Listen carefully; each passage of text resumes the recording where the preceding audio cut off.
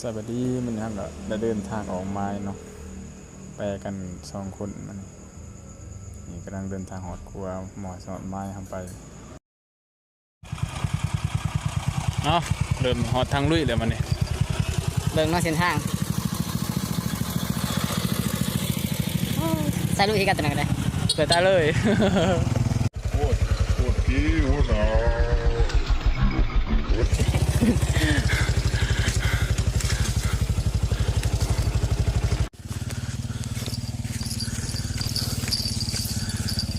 ข้ามมาสิบประมาณทางนี้ชีวิตทางใหม่เลยทางพังหยากไรคนขาพังหยากไรทางนี้คนขาว่าโหดเกินไปเลยห้างกระเทิงก็ได้ห้างกระเทิงก็ได้ไปเลย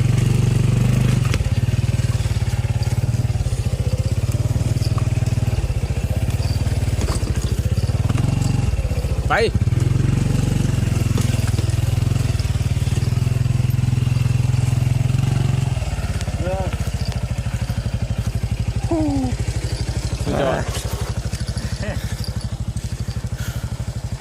ชาวชีวิตผู้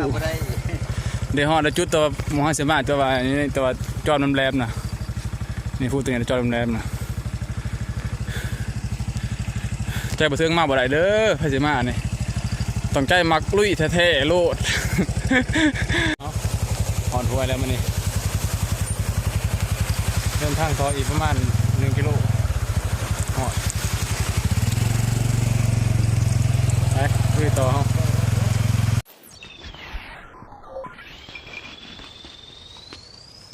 4 ก้อนเดียว2